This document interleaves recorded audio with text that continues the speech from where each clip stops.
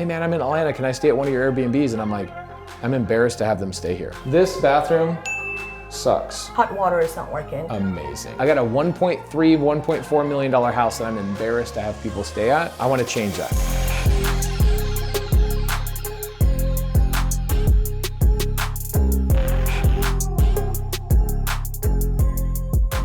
Welcome to 75 Maddox in Atlanta, Georgia, Ansley Park to be specific. This is a neighborhood that I absolutely adore. So many people in Atlanta also adore it. We are surrounded by hedge fund managers, some of the most prolific athletes. The mayor lives 4 houses away from here. This neighborhood is unbelievable. I bought this house with seller finance a couple of years ago. My Airbnb manager that I hired for it, he's gotten busy, their company's gotten busy, and we're having to take the asset back over. We've got a lot of issues with the property. When I bought this house 2 years ago, I bought it for $1 million. I put $100,000 down. The seller financed $900,000 of it to me at 3% interest. The $100,000 that I borrowed from a private money lender was at 10% interest, just 10% interest, and I only had that money for a year. So what I did is I made enough money on the Airbnb to pay that private money lender off in about 11 months. This property performed really, really well for its first year. Now, fast forward a couple years later, the Airbnb manager, their company has grown, but they haven't scaled properly. And so a lot of my properties are not getting the attention they deserve. As we're going through this property, make comments down below of what you guys would do, what you like, what you don't like. I want to know, because this is an Airbnb that not only will I let my friends and my family stay here when they're in Atlanta, but this is a property I'm personally going to stay in during the falls or maybe the spring during my breaks. So come on in.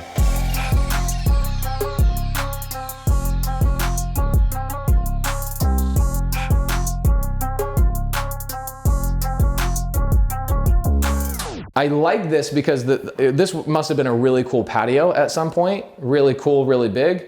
They decided, hey, let's enclose this. What I don't like about this is that it doesn't match the flooring of the rest of the house. It feels disconnected. That's the problem. I love the door, but I almost think that we should replace the whole door and raise the door up a little bit, like change the framing there, raise the door and make this door really prolific, amazing, like when you first come up to the house. Okay. And the floor here is not level with the rest of the house. Nope. And the other thing I don't like about this house is it's multiple different levels on the flooring. Mm-hmm. So I think tearing that all out and doing all new floor here, wood floor, would be amazing. We're gonna turn the downstairs unit into something functional. We can rent that out while we're renovating this one. This will be phase 2, that'll be phase 1. I wonder if we can find a guy that can do the flooring like here. Matching the floor? And he can splice it together, sand it down, and restain the floor. I love the historic charm of the doors, but they do seem a little bit janky and painted over, and it's like, is this worthy of this house? No, and it's very hard to close. So maybe what we do is we do new solid wood doors. This whole house, I would say add 40 to 50 can lights throughout the whole house. Like, this room is dark. Fixtures need to be replaced, obviously. Mm-hmm. This bathroom sucks. I would tear this whole bathroom out. I also don't like this weird funky shower. You know what I would do? I'd probably make this shower not as deep, but I would do it like this. Longer. I don't like the weird shape stuff. Like, this is just stupid space that you got to fill up, you know? It's like, you don't need any of this. Technically, if you made the shower bigger, and the toilet is fine still here. It needs new mirror, a whole new vanity. This is interesting. Like, do you put the TV above the fireplace? Do you keep the TV right here? This does make sense as a living space. Obviously the furniture and the IKEA stuff is just stupid. And I would dress this up too. This is not the design. Maybe a piece of marble or maybe some concrete tile or something there would be cool. You would think that you would notice, if you're a property manager, you would notice how bad your beds are just tearing up your historic wood floors. And then this bathroom is just so horrible. It is terrible. The hot water is not working. Amazing. This kitchen, I think we should make it much larger. If that wall is gone, can you put an island here and extend the kitchen in here? So instead of having this here, you have a big island that people can hang out at. But again, the thing is, like, somebody's gonna have to come in here and draw a floor plan and mess around with but that's what I would do.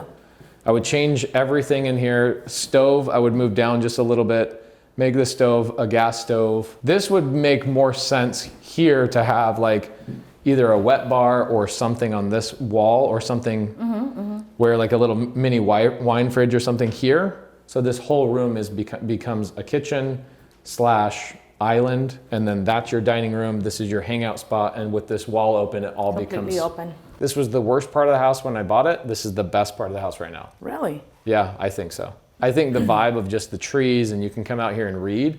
I would make this a reading room where I'd put couches out here, maybe even a yoga room or maybe a workout room. This is what they tried to do, which was a yoga room, but we can probably do even a family game room. Yeah, I like that. And then we can set spaces for reading so people can, hang Love around that. and do. Very cool. Talking about everything I'm talking about, I think that my budget's got to be at least 100 grand on this.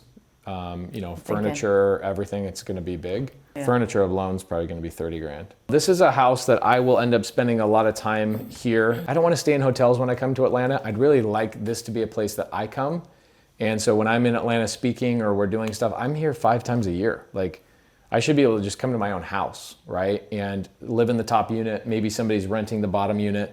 That would be great. Or right now, people always text me and go, "Hey man, I'm in Atlanta. Can I stay at one of your Airbnbs?" And I'm like, I'm embarrassed to have them stay here. I got a 1.3, $1.4 million house that I'm embarrassed to have people stay at. I want to change that. So I want to make this something I'm so proud of, that people drive into the neighborhood, they walk right up to the house, like, holy crap, this thing is like a crown jewel. So make a comment down below if you guys have some ideas what you guys would do with the kitchen. I think the kitchen's probably the toughest part of this whole entire house. I think that we're gonna spend probably $100,000 to $150,000, including, it's probably gonna be $150,000 in cash for the furniture. And then once we get permits, we have the design, we feel good about it, then we hire the contractor and have it do it. So go watch that video. We're gonna make another video about the downstairs unit at Maddox in The Real Deal. So landscape will be part 1, the main house will be part 2, the downstairs will be part 3. Go watch that video to see what we're doing in the bottom unit. It will be fantastic if we can get contractors and landscaper reaching out. Yeah, if you guys are in Atlanta. If you want to get the bid for this one, I'm open to listen from you guys. Yeah, if you guys want a $150,000 job upstairs and probably $50,000 to $60,000 job downstairs and a $50,000 to $60,000 job outside, I'm going to spend 300 grand on this property probably. So if we're going to spend that kind of money, we want you to work with us. Let's go. Just contact us.